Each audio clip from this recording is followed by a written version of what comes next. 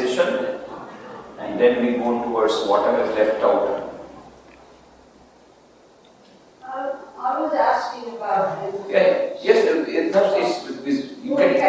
Yeah.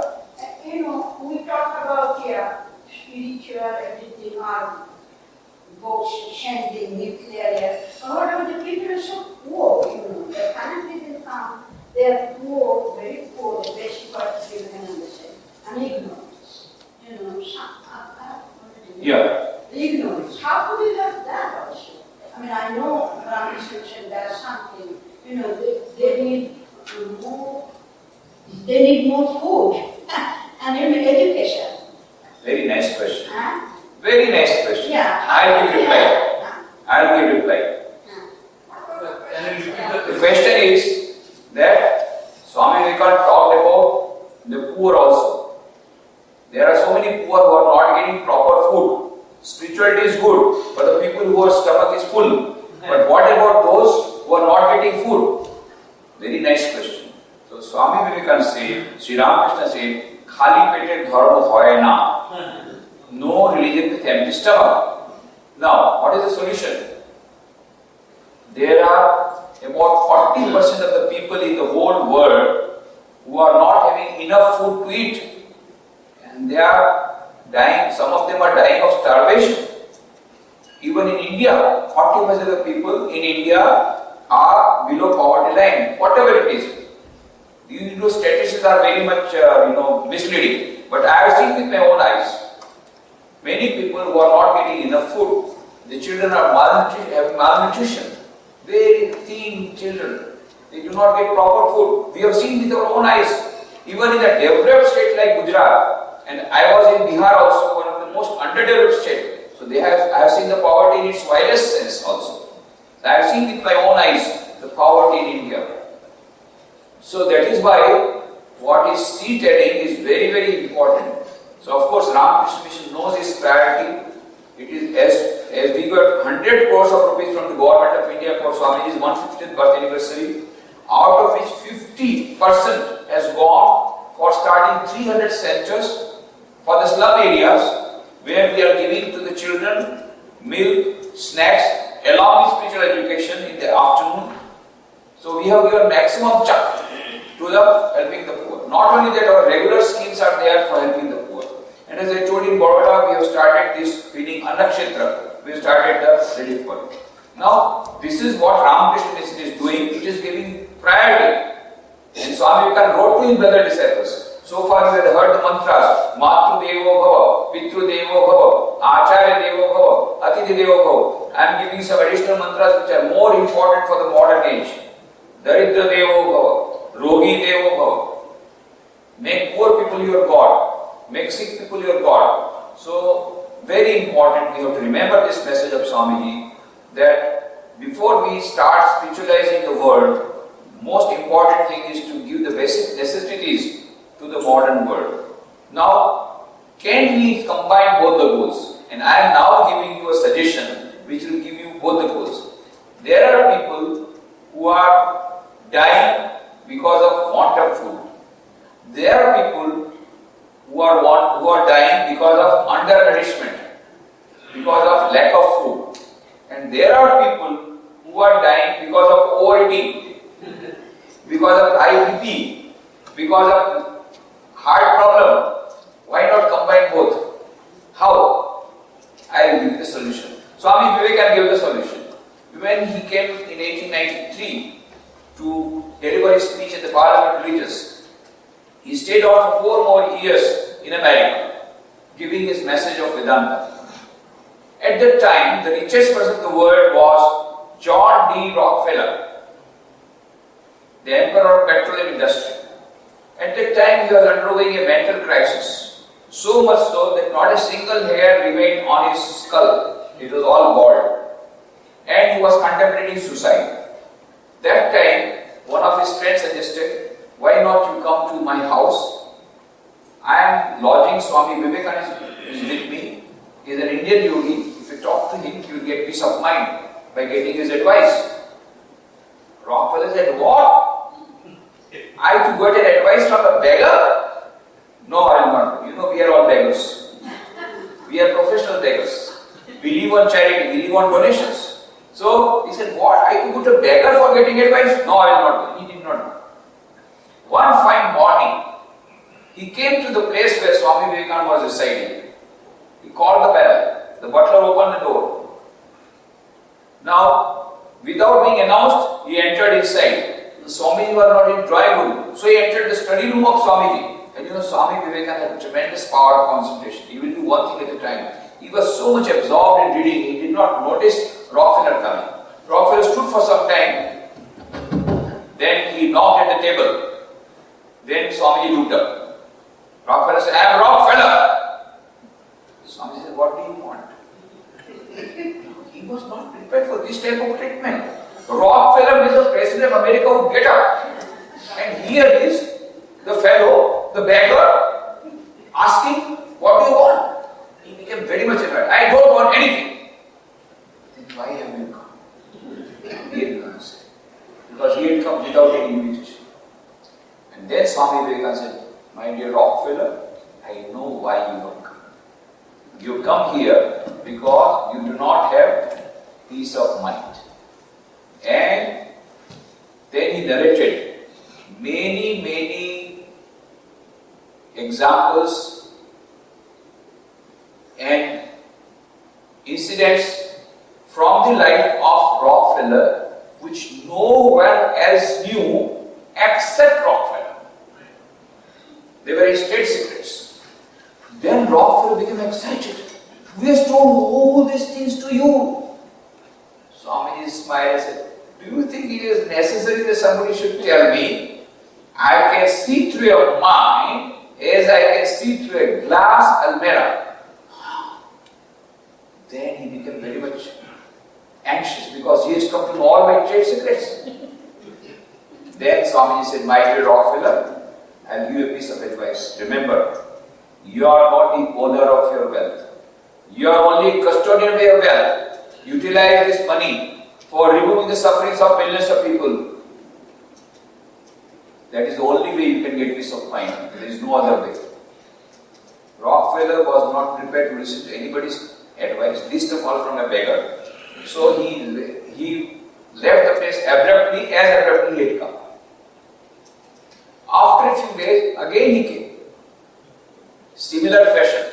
Called the bell. The butler opened the door. Swamiji was not in his, then he went inside. Swamiji was not in drawing room, so he entered Swamiji's study room. Swamiji was fully absorbed.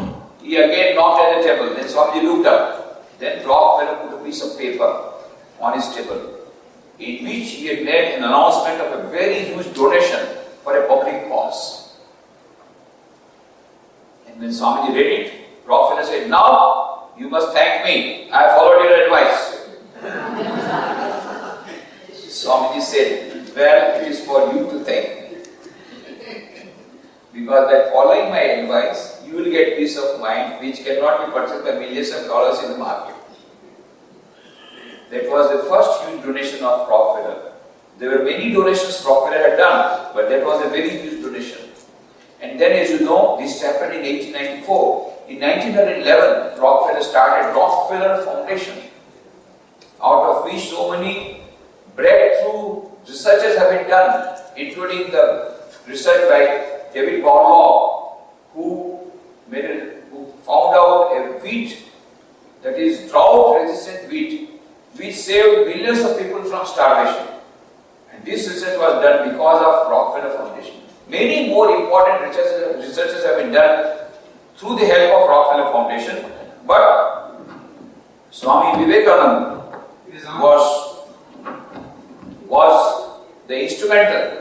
was instrumental in inspiring John D. Rockefeller to give donation for a public cause. In the corporate sector, we are now talking about trusteeship management. Swami Vivekananda, first of all, gave the message of trusteeship management to John D. Rockefeller in the corporate sector. Later, Mahatma Gandhi popularized it. The first time, Swami Vivekananda gave this advice, this message of trusteeship management to John D. Rockefeller. I do not know what was that big, huge donation, But when 2007 till 2010, when I was in USA, I went to Chicago University.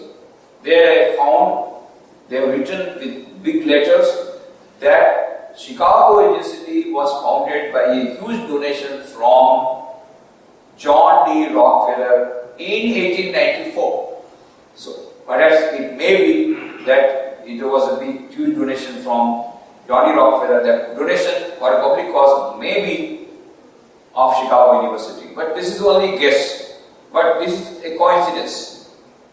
But there I saw with my own eyes, there is a big plaque in which they have written that this Chicago University was founded because of the huge donation by John D. Rockefeller.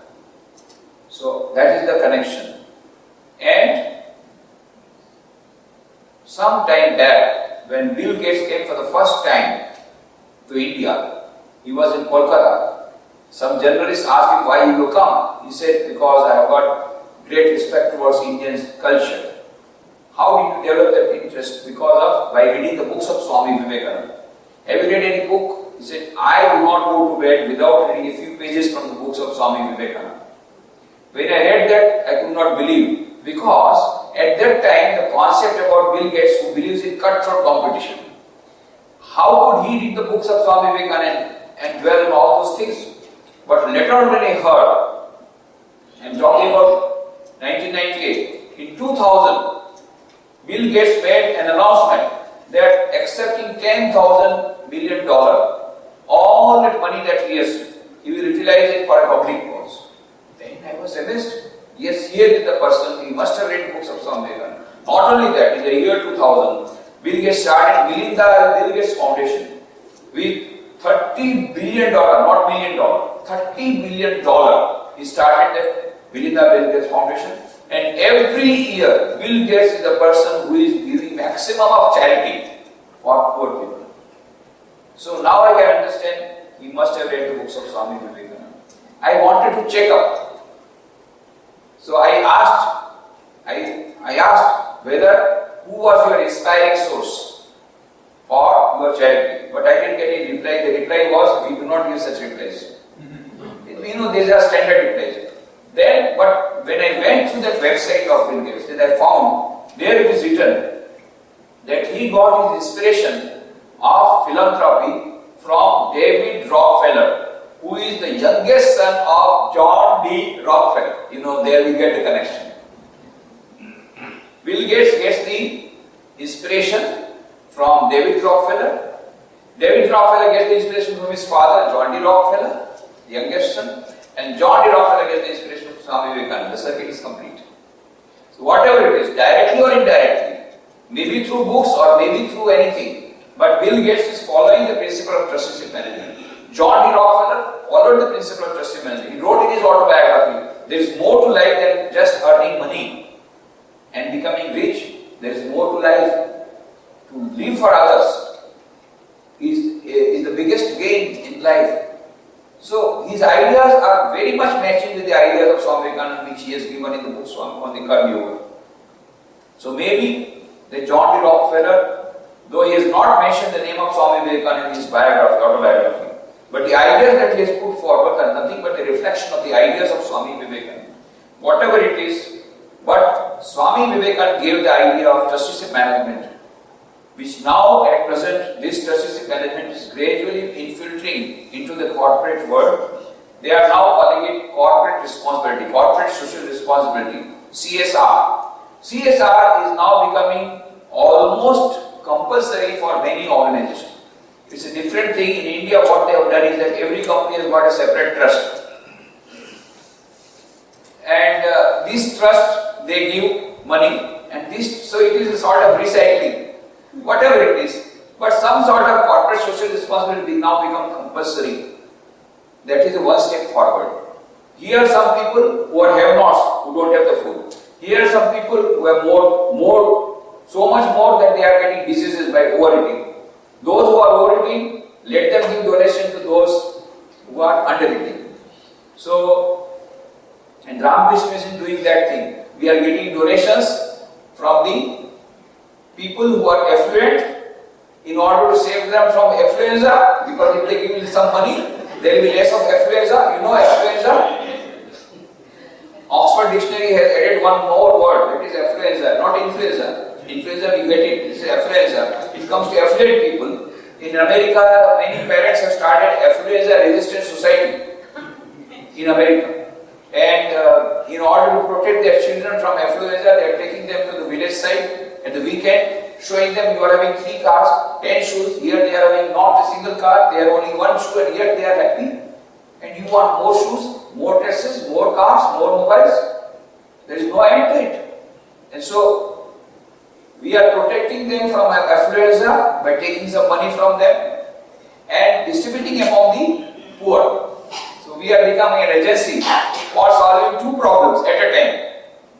By taking donation, we are solving the problem of affluenza of the affluent people. So, if they have less money, not high blood pressure, low blood pressure will come. Not high blood pressure. And less of bypass surgery and all that.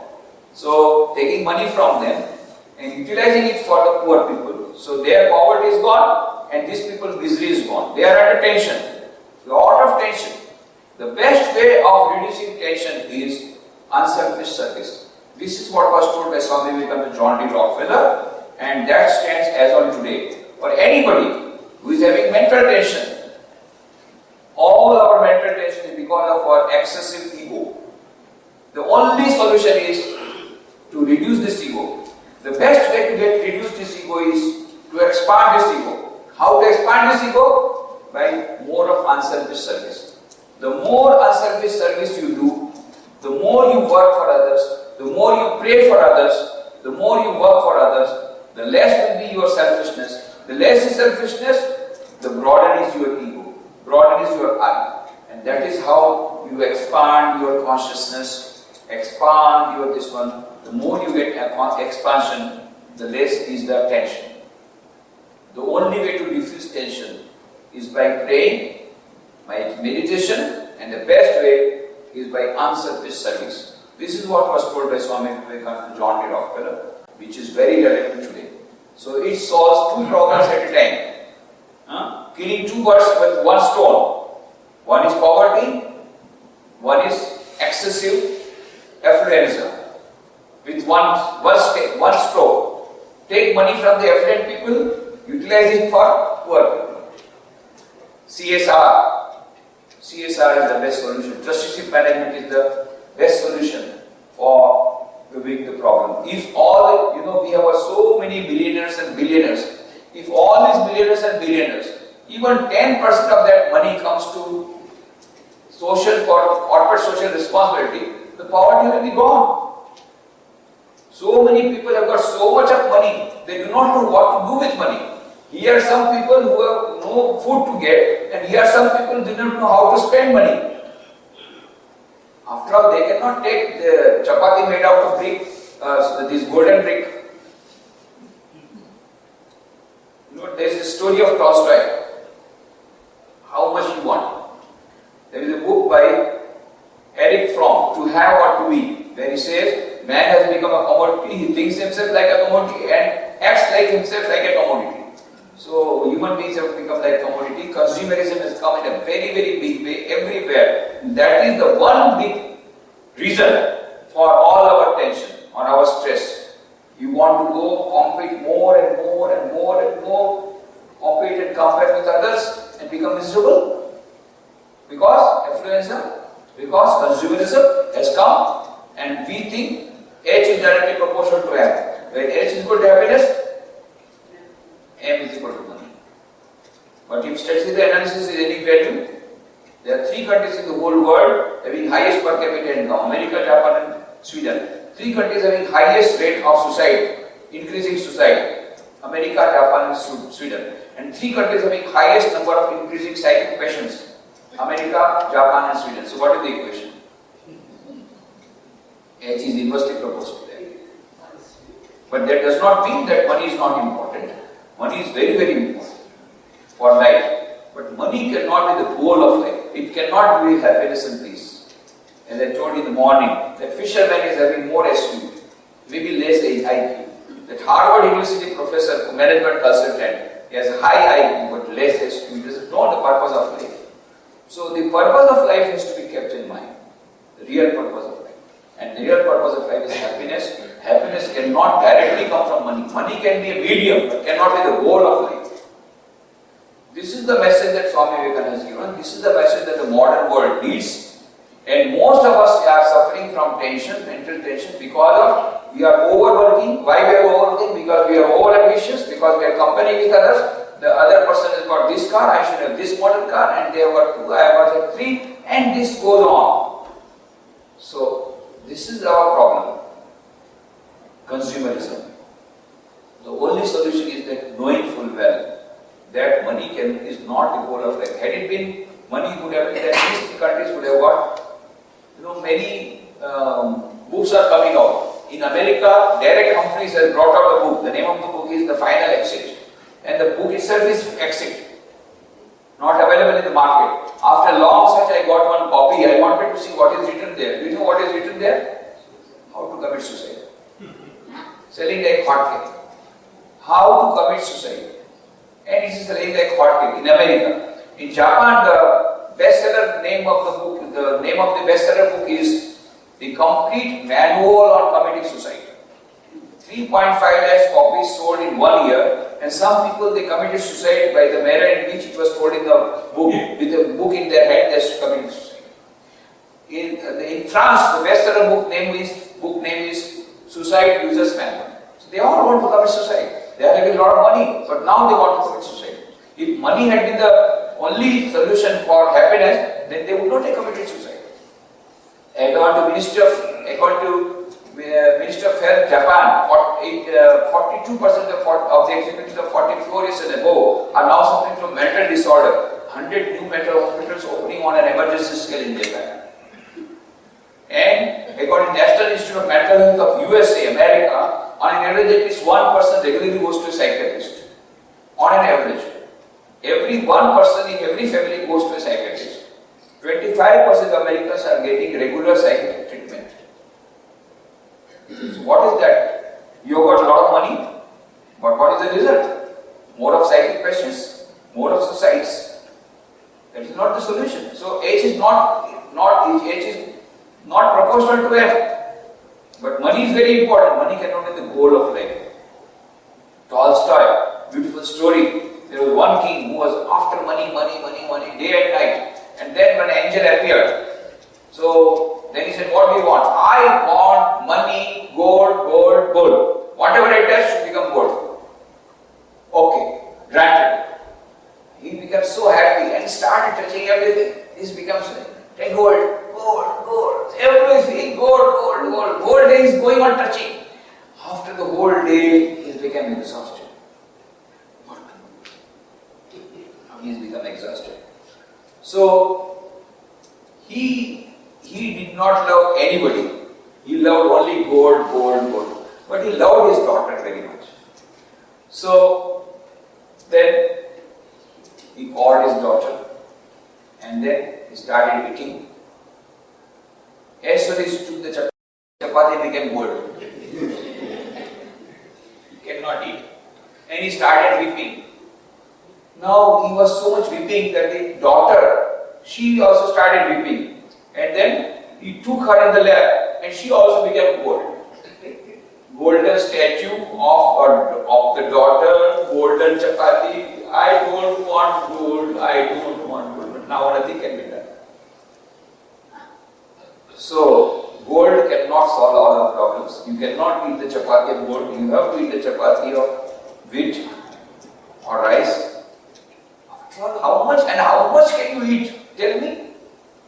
How many thousands of chapatis can you eat? The amount of money that you have got alone can give you every day 1,000 chapatis. How many can you eat?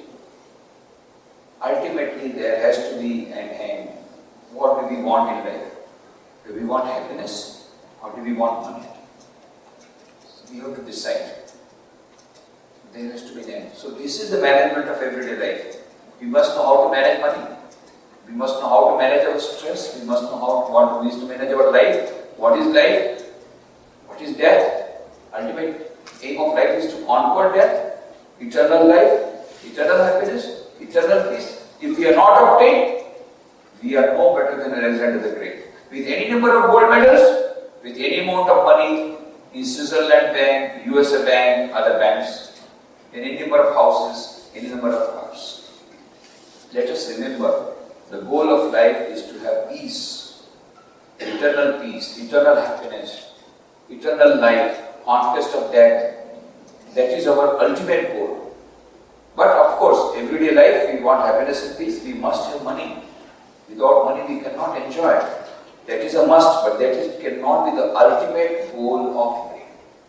If that does not come to us, it is all 0, 0, 0. Shri Ramakrishna said, any number of zeros is equal to 0 only. But put 1, and after 1, if you put 1 0, it becomes 10, 2 zeros become 100, 3 zeros become 1000, it goes on increasing. But you must put 1, and that 1 is God. First God, then anything else. Even 1 0 is enough, 10, 2 zeros, 100. But without 1, 0 is equal to 0. It is all 0.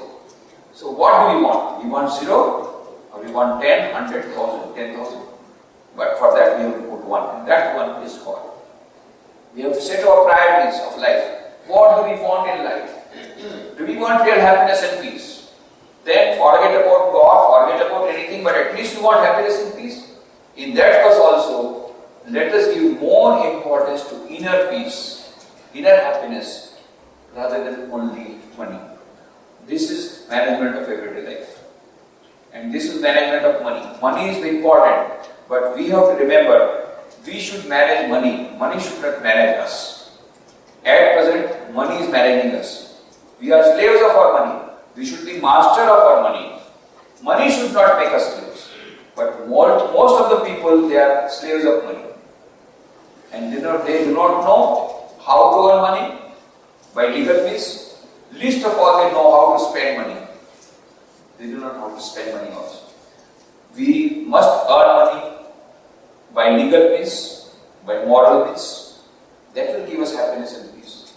Immoral money, immoral or illegal money is going to give us unhappiness. Of course, outwardly you may feel that you have got a lot of money. It is not going to bring happiness and peace if it is by illegal means. Legal money and moral money will give you happiness and peace. Shri Ramakrishna gave the example 100 years back in the Gospel of Shri Ramakrishna, that the money which comes by immoral means goes to 2 persons, advocate or doctor. I am afraid if the doctors and advocates are there, please forgive me. They have to suffer, and the money will be transferred to the doctor. Now, what happens to the doctors then? So, if the doctors also go for immoral means, then their money also will go to another doctor. But you cannot enjoy wealth if it is by improper means. That is why we must have wealth, we must have money, but moral means, legal means, number 1. Number 2, we must know how to spend. And Swami showed the example to John D. Rockefeller. Utilize this money for removing the sufferings of millions of people. Immediately you will get peace of mind. I am not saying 100%. You enjoy money. At least 10% you give for charity. 10%. 10%, if it is not 10%, 5%, because it should be affordable. You know that, like that young man, it became unaffordable for 10% also. So then you make it 5%, 2%, something you leave apart for poor people. If not, at least you try to directly help the poor children who are in your neighborhood. Directly. Teach them, give them education. There may be poor children, give them education. Supposing you got some nephew who is in India who is not able to complete his education, you give him loan. Don't give charity, give him loan. Even that is also good help. Then he will pay back. So there are various ways. So these are all, I think, we must know the priorities of our life. So I have told you something about management of money. Management stress also I have told you that 4 methods: prayer, meditation, inspiration reading, positive thinking helps a lot. Many persons have been saved from suicide by reading the books of Swami Vivekananda, by reading the positive thoughts. You know the case of Anna Hazare? Do not know? You know? Administration. Huh? Do not know. Anyway, I tell you. One young man was sitting on the railway platform, Delhi railway platform, and he was contemplating suicide. So he made a note in his diary, nobody is responsible for my suicide, and put the diary on his pocket, and he was waiting for the train so that he can jump and end his life. He was not having any particular incident, but he was feeling the life very monotonous. He did not know what is the purpose of life, and so he wanted to commit suicide. But suddenly he remembered that his sister was to get married after 6 months. So he thought, if he commits suicide, then it will affect his sister's marriage. So he said, okay, I will commit suicide after my sister's marriage. He was sick.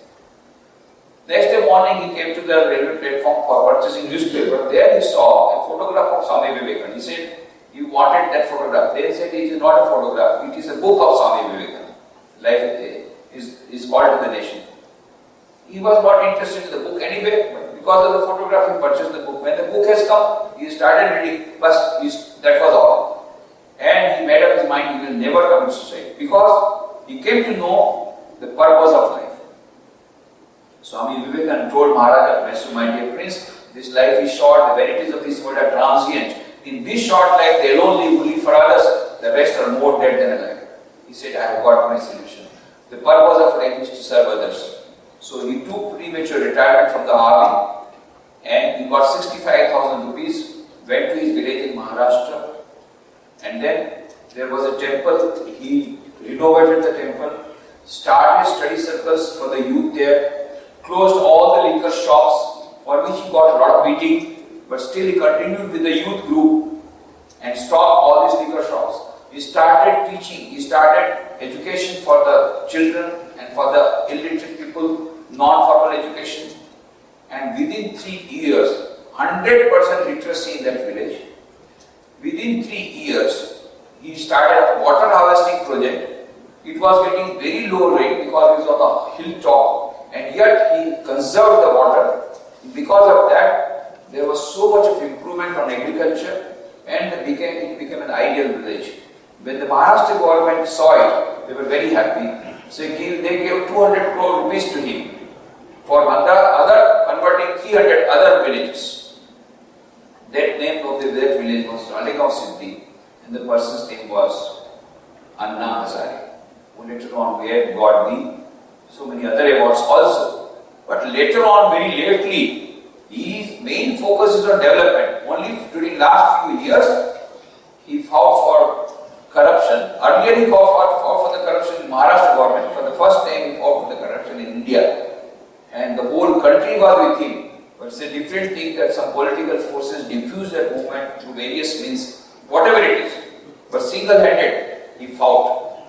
And that is Anna Hazare. He writes in his autobiography, but for that book of Swami Vivekananda, I would have committed suicide.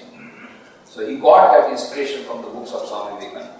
So positive thinking through positive thoughts can help a lot in removing our stress. So every day we must read some books of positive thoughts. And the best books, I will tell you, are books of Swami Vivekananda. Very powerful thoughts are there. Thoughts of Power, that is the name of the book.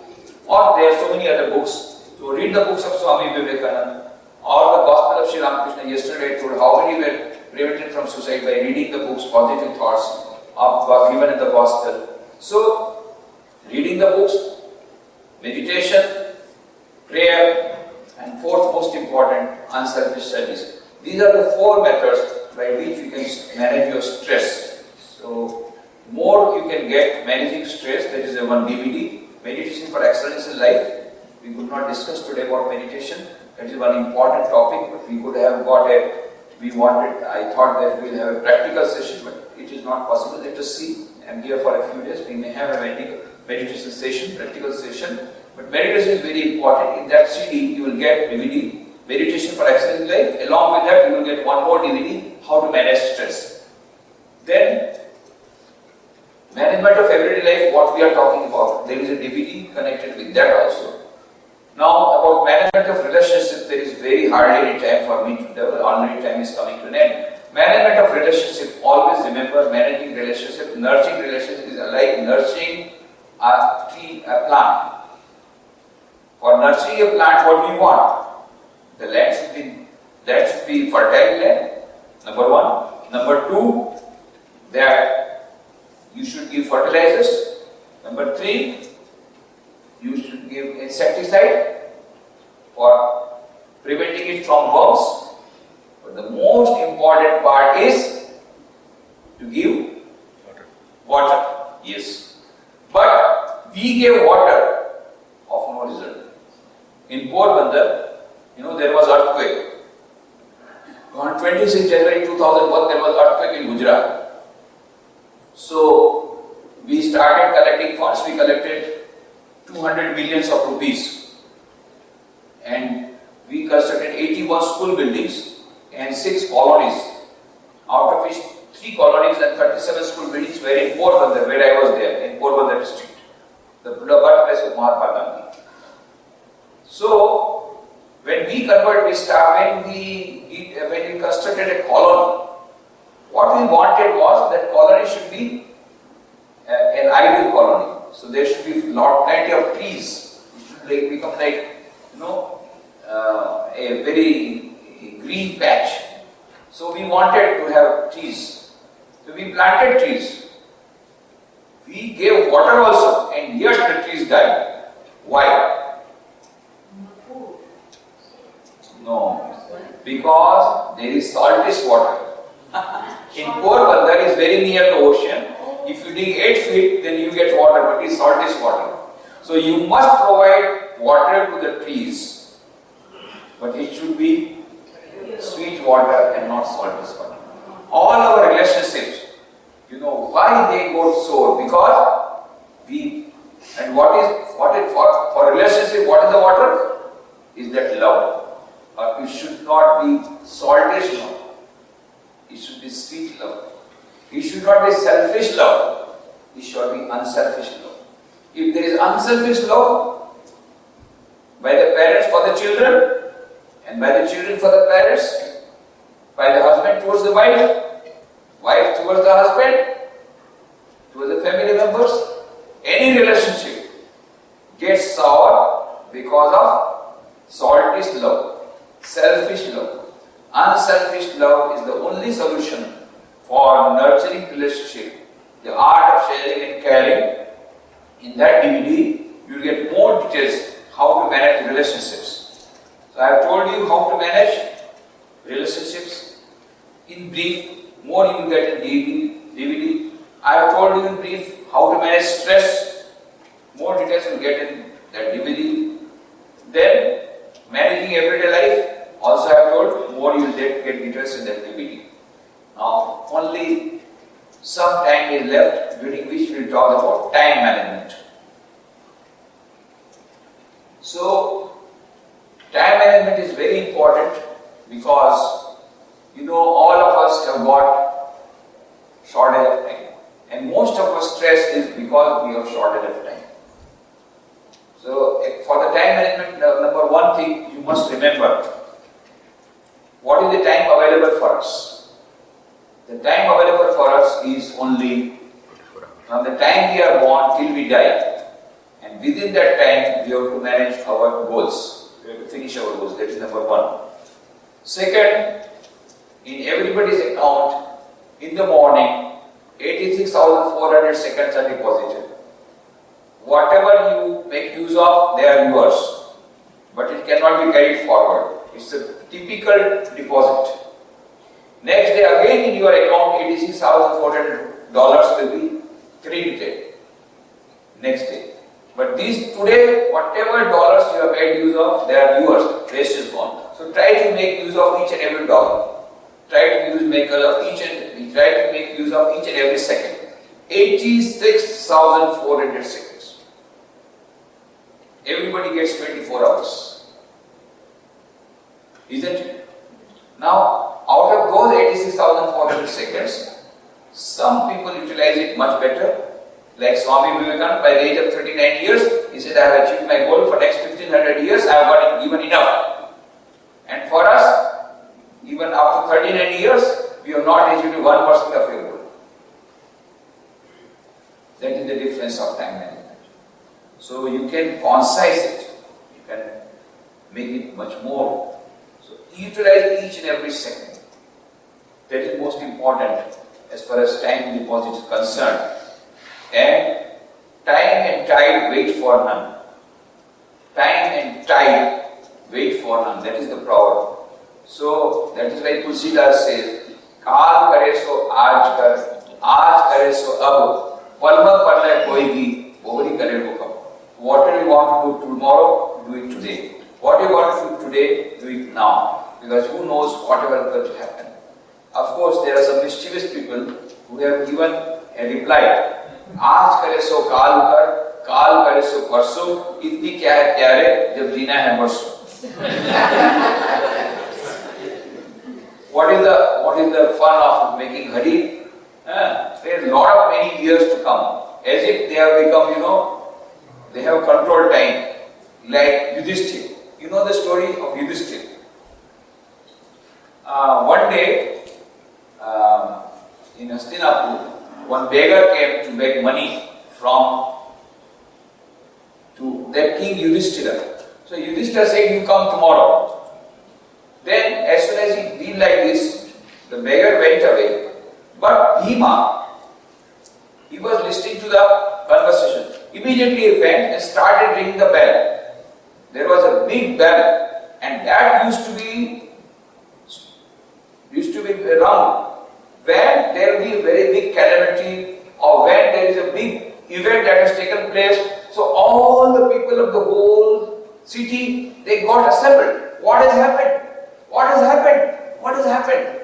Then Bhim declared, oh, today my elder brother has conquered Yam Raja, conquered death. Then Yudhishthira says, where did I conquer? I did not have any war with Yam Raja. And you are saying I conquered. Why you did say tell? You told that beggar, come tomorrow. That means you are sure that you are going to live till tomorrow. That means you have conquered that. That means you have conquered Yam Raja. And immediately Yudhishthira understood the message and called for the beggar and gave the money. So, we think that we will be living tomorrow. Who knows? This moment there will be earthquake gone. On 26th January 9 o'clock morning, 9:15 a.m., those students who went for flag hoisting, it was 26th January, they were saved. And those students, lazy students who were sleeping in the hostel, they died. They died. They did not know 1 minute ago that they will be dying next moment. Suddenly within 1 minute everything was over. Everything over within 1 minute, gone. You do not know what happens to when. Death can come any moment. The most uncertain thing is death. So be prepared for that. Time and trade wait for none. And so we should be very careful about utilizing our time, the priority of time. So they say yesterday is a cancelled check. Yesterday is a cancelled check. Tomorrow is a promissory note. And present is the cash. Utilize it properly. You do not know about tomorrow. Tomorrow is a promissory note. It may or may not come. Yesterday is a cancelled check. That cancelled check is of no meaning. Today is the ready cash. Utilize it properly. That is how this time management. And then, on an average, let us take average life of 70 years. That does not guarantee 70 years will live. I am talking just a hypothetical case. Supposing if you live for 70 years, then how do you spend your time? Average person, they have made analysis, the sociologist. The analysis is like that. Out of 70 years, 28 years go for sleeping. 8 years go for recreation. And 6 years go for illness. 5 years go to traveling. Well, that is relative. For a person like me, half of the life is in traveling.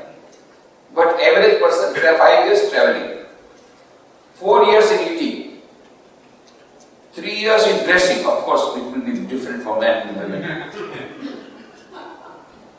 Work 6 hours and study 10 hours, 10 years, and work for 6 years. This is how you spend 70 years of your life. 28 years gone for sleeping only. So, actually for work, if you are living for 70 years, you are working only for 6 years. And if you are 35 years, if your life is there, then you are working only for 3 years. We think there is a lot of time available. Actually speaking, our time utilized for the work itself is very less. So much effective. You analyze 24 hours. Out of 86,400 seconds, how many seconds you are utilizing properly? How you are doing best? You find out for yourself. Now one more thing you must realize. Time management does not mean punctuality. Punctuality is a must. Is very important. But punctuality only cannot make for time management. You understand? Time management is not keeping time. That is very important. Keeping time is important. In India, we have to learn from the Westerners how to keep the time. Swami Ramakrishna, he was 13th president of Ramakrishna order, a very senior monk. He used to go all over the world for giving lectures. You must have heard his name, his CDs, his books are there. He had a friend from Japan. So when the friend from Japan came, he said, Swamiji, it's very strange. You know, in our country we produce so many watches, and yet for every family there is only one watch. And we try to sell all the watches and have a lot of foreign exchange.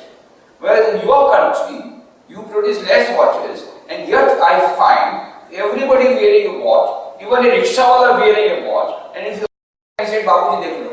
He doesn't know how to see the time. But he says, but he is wearing a watch. Not only that, the paradox is that in India, everybody wearing a watch and nobody keeping time. This is what there. When in our ashramas, Ramakrishna, we try to keep the time, it becomes very difficult. Because outside people, they come when our program is over. Porbandar had this difficulty. There, you know, the Indian standard time is half an hour late. 30 minutes is the minimum late. It will start. But Porbandar standard time, I thought it was 2 years, 2 hours. I didn't know that. Porbandar.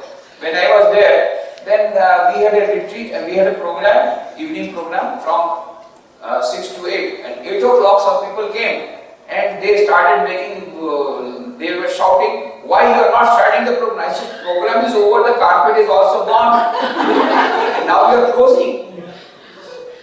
And I really had a problem because when they gave me time was 6 o'clock. So I reached at 5:59. The hall was closed. And then I waited there, nobody to whom I could talk, no mobile at that time. So after 6:30 the watchman came. He said, why you are coming so early? I said, where are the organizers? They will come later. And then I had to go back, and then after 3 hours the organizer said, why you are not coming? We are waiting for you. I said, I came there and came back. So this is the miserable condition in India. So we have to learn from the Western countries. When I went to Europe, I went to Switzerland because there was a second international conference on disaster management in Coventry University, and they wanted to know how we built up so many schools as a part of earthquake liberation project. And so I went there for the presentation. So when I had gone to Coventry, I thought, let me see our centers in UK, Germany, France, Switzerland, Holland, etc. So I made it 2. And my return flight was from Zurich to Bombay. Now when I was in Switzerland, I thought of visiting the St. Mary's Church. In Safe. There is a beautiful place called Safe. You feel as if you have come to Himalayas, beautiful snow range you can see. Of course the height is not so much. I went to that place, Safe. Now I was alone. Somehow found out the method, found out the road, and nobody goes to St. Mary's Church. Now that particular path, is abandoned path because nobody goes to that church. But I wanted to go. Somehow I went there, all alone, absolutely nobody there. Wilderness, of course, I saw only few deers, that's all. And then it was all such a beautiful peace of mind there. And Swamiji had also very good feeling in St. Mary's Church in South. So I felt so nice. But I heard that line, last bus is only at 3:15 from the bus stand of Zurich up that South. And from there I have to go to another place and take another train and then finally reach Geneva by night. Geneva, that is our center is their offices and where I was staying that time. So 3:15 was the time. So reluctantly I left. And I had to run. And at long last I reached 3:16 at the bus stand. I was waiting for 5 minutes of waiting. Bus is not coming. I said they were telling that they are very punctual, but Switzerland is like India only. Then I asked the person, then what is the matter that 15 bus is not coming? What? It came right at 3:15 and it left within 15 seconds. It stops only for 15 seconds, not like India that it just goes on stopping. It already left. I was only late by 1 minute, but I missed the bus. Then somehow the other, late evening I got another bus. And then night, very late night I reached. Our Swami in charge was very anxious for me. But I keep telling you the example. And when I was in UK, London, there is one Vivekananda Center. They are doing wonderful work. That is Lakhani, Jay Lakhani. They are doing wonderful work for studying Hinduism. They take examination. Thousands of students, even British students, they give examination in Hinduism. They are doing wonderful work. So when I was there, they organized my lecture for the youth there. So my lecture was at 6 p.m. Now Bhogila, who came with me to America last time, he was my charioteer. So I told Bhogila, you see, we are already, we have been labeled as we do not keep time, so let us go in advance. The driving time is only 2 hours, but still we went 4 hours earlier, and it was very good decision because you can't rely on English weather. There are 2 things on which you cannot rely. I will not tell the second thing. But English weather you cannot rely. And so it really happened, there was suddenly a storm and there heavy rain. And so gradually we reached only at 5:45, 15 minutes before the program. And when I reached there, I found the hall is empty. So I could, I just concluded, I took it for granted. In India what happens is such a heavy rain, the program is cancelled. When I saw nobody is there, so I thought the program is cancelled. Then the organizer said, would you like to decaf for a cup of tea? I said, of course, very much welcome in this rainy season. So I was taking the tea at 6 o'clock. The organizer said, Swamiji, I think we are getting late. You have to finish the... What? I thought the program is cancelled. He said, who told you the program is cancelled? Why? I came at 5:45, the hall is empty. What? You see the hall is full? Yes. I saw the hall is full. Within 5 minutes, exactly at right time, everybody has come in that weather. They have put their overcoats on the hanger. They are all seated. Exactly 6 o'clock. The program started. And 7 o'clock is to end. 3 minutes earlier, the audience said, Swamiji, I have to give vote of thanks in 2 minutes. Within 1 minute you must finish. 6 o'clock, they have to go to other places. So we must finish at 6. So I could understand the value of time, that punctuality is very important. But mind you, punctuality is not all about time management. For example, Swamiji, Vivekananda, of course we should not imitate him, but I am giving an example. When he was in America, their disciples said, Swamiji, please hurry up, please hurry up. What will happen? Oh, we will miss the train. Then Swamiji will smile and say, is there no next train, madam? Then Swami, you are unmanageable. The train is going out and you are moving nicely, you are going. He said, will there be no next train? Swamiji said, and then Swamiji said, we live in eternity, We live in eternity. But anyway, that excuse we cannot have because we do not live in eternity. Swamiji was a great person who lived in eternity. He had an excuse. We cannot have that excuse. So we should try to keep the time. But punctuality is not all about time management. That is only one part of it. But most important is making full use of the time available. Number one, 86,400 seconds. Number two, whatever is the span of lifetime. So the best way, as I told you, if we are making use of our time in such a manner that we can realize our divinity, manifest our divinity before we die, that is the best time management. That is the best time management.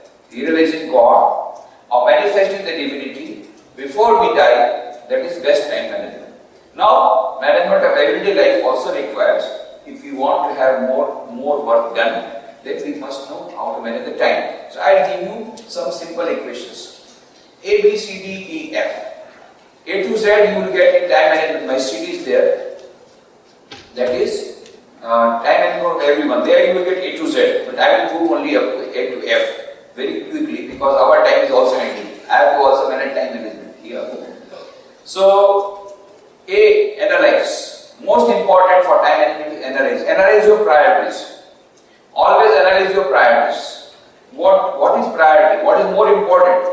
Try to do more important things first. In the early morning, try to do most important things first.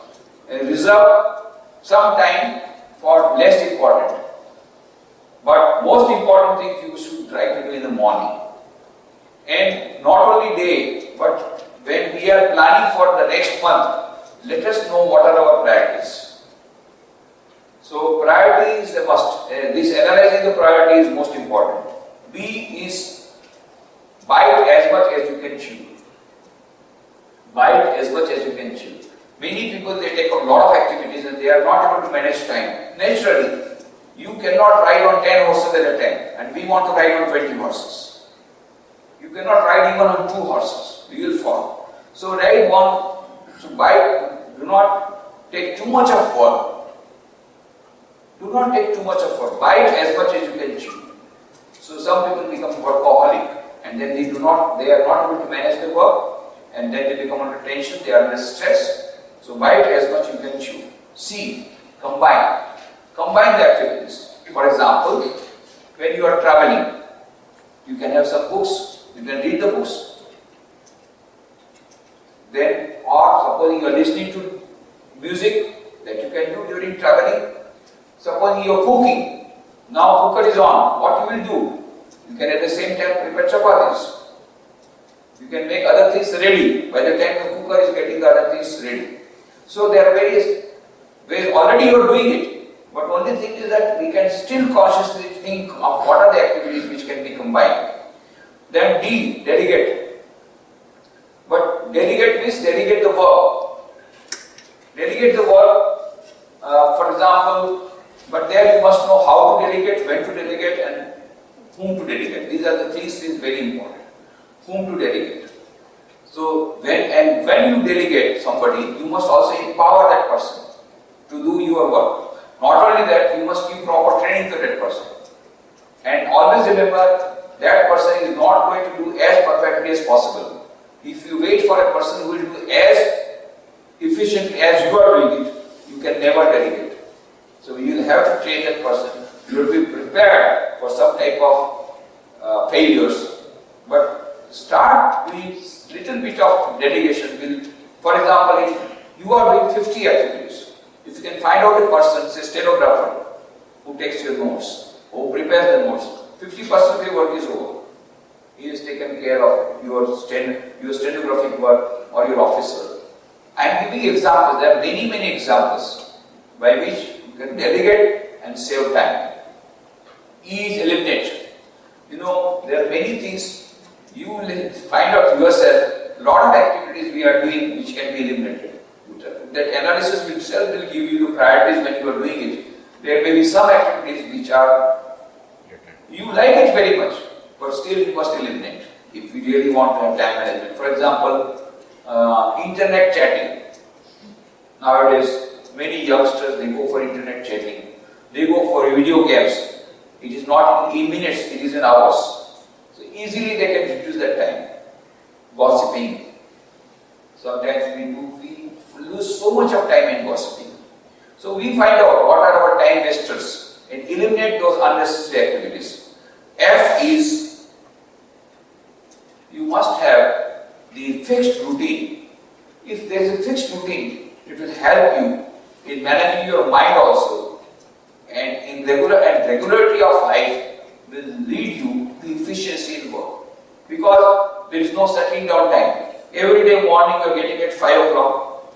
Every day morning you are meditating at 5:30. The mind is prepared for meditating at that time. Mind is prepared to, so there may be a routine. Of course, we may have a different routine for holidays, if you want to avoid monotony. But there may be some sort of routine, fixed routine. So I have told you from A to F. For A to Z of time management, go for the CD, time management for everyone. Similarly, if you want for this mantras for stress management, number A, analyze. That is the RET theory, rational emotive theory. Most of the time, our psychologists say 90% of worries are imaginary. The things are not going to happen, but imaginary. Our worries are imaginary, 90%. So, whenever you are having some problem, some stress, ask, is it really so? I am under tension. Why? Because my son got only 78%. Why? So that he will not get admission in the college. Why? And so then he will not have a good career. If he is not good career, then he will not earn good money, and then his life is spoiled. So my life is spoiled. This is the thing. Now analyze it. Is it really so? Can he not get admission in engineering college? Because 78%. He can get, but it will not be that good college. But he can get, number one. Number two, only becomes engineer, will he be successful? Can he not take any other line? No other line gives him career development. That also is a myth. And not only that, this myth that only by money making and by higher money you will get happiness, that also is a myth. So is it really so? Is it really so? Is it really so? Any worry that you are having at present, any anxiety, you ask, any problem in your mind, ask, is it really so? Analyze it. Then you will find most of the time it is imaginary. Number two, be cheerful.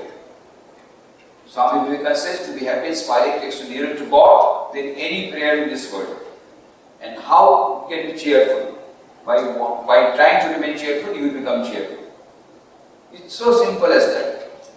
So simple. Try to be cheerful and you will be cheerful. So there may be certain occasions when if you smile, that will be dangerous.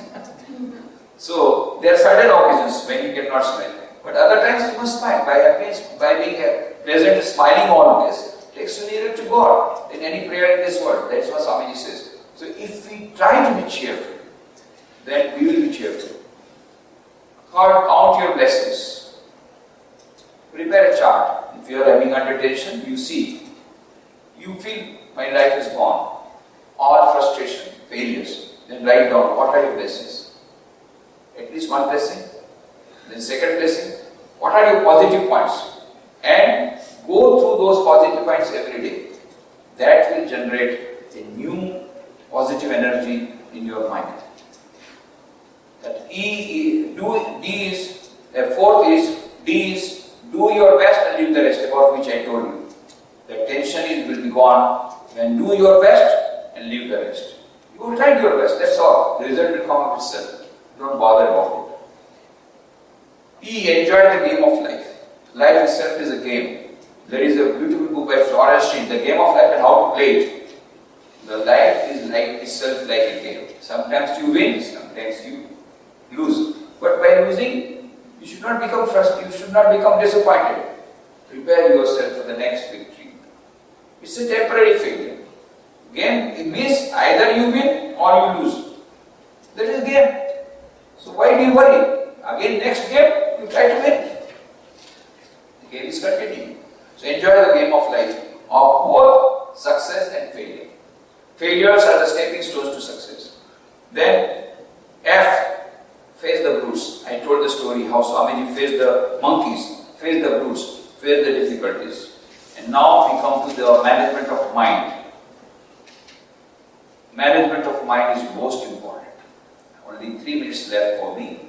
So, management of mind. is very important. And in fact, if we want to meditate, we must have management of mind. If you want to overcome stress, you must have management of mind.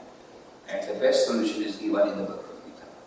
Arjuna says that Shri Krishna told him in the 6th chapter about meditation. And Arjuna says, yes, what you said is very right. But, as we say, but my mind is so restless. I find it very difficult to meditate. And then Arjuna says, Chanchalam mana Krishna, pramati balavadridam, tasyaham nigraham manye, vayori vasuduskanam. I find this mind very difficult to control. And you are talking about meditation, but I find this mind very difficult to control. More difficult than controlling the air in my fist, I find difficult. And Shri Krishna says, yes. Ashanjaya Mahabaho Manodur Nigraham. Yes, Arjuna, whatever you are saying is right. But Abhyasena Kaunteya Vairagya. By these two means, you will be able to control your mind. What are the two things? Number one, Abhyas, practice. Second, Vairagya. Vairagya means, Vairagya does not mean becoming a monk or a nun. Vairagya means detachment, the spirit of detachment. Both the things are necessary. And even Patanjali says, Abhyasa Vairagyabhyam Tan Nirodha. If you want to control mind, there are two methods, Abhyas and Vairagya. Once Swami Sardananji was asked this question, Swami, please tell some easier method of controlling the mind. Easier method of controlling the mind. He said, Bapu, আমি যদি জানতাম তোমাকে অবশ্য বলতাম. Sardananji said, my dear child, I would have certainly told you, had I known, but I do not know. I know only two methods, Abhyas and Vairagya. I don't know any other. So these are the two methods. What is practice? Practice makes a man perfect. Sit down for meditation, whether you like it or not at the appointed level. Try to do japam, pray at the appointed level. Gradually it will come. Sri Ramakrishna gives the example. He went to a circus. You see, one English woman was riding on a horse with only one leg, and the horse was going all around. And suddenly the horse went from inside, jumped from inside the ring. And the madam at that time, the English woman, jumped from above. And again, she fell down on the horse and stood with one leg, and the horse again started going round. Then Sri Ramakrishna said, you see how difficult.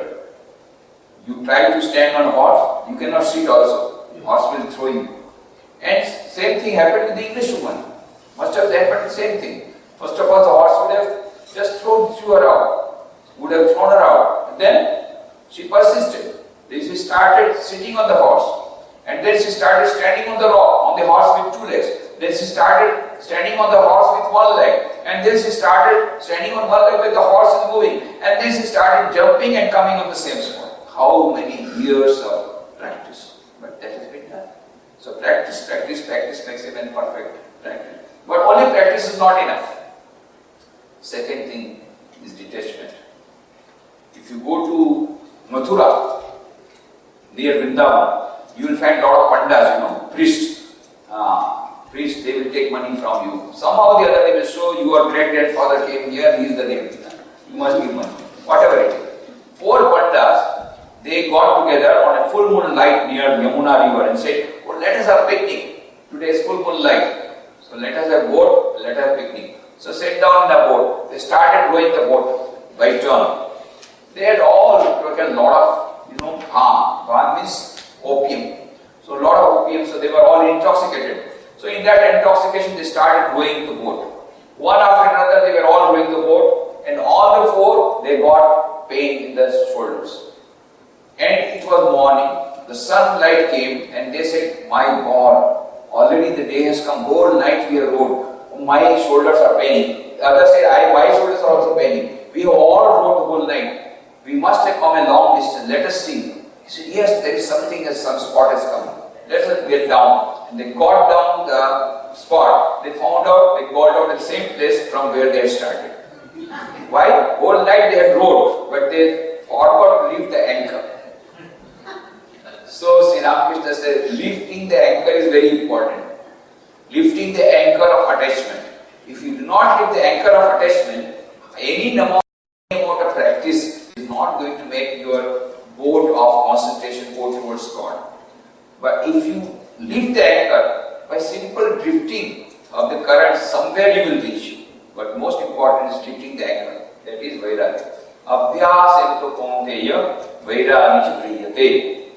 So you will get everything in that DVD, Management of Everyday Life, in which I have, briefly, I have dealt with management of mind, management of time, management of stress. All these things I have already dealt with. In that DVD you will get. Plus there is a DVD of management of time where I have given A to Z of time management.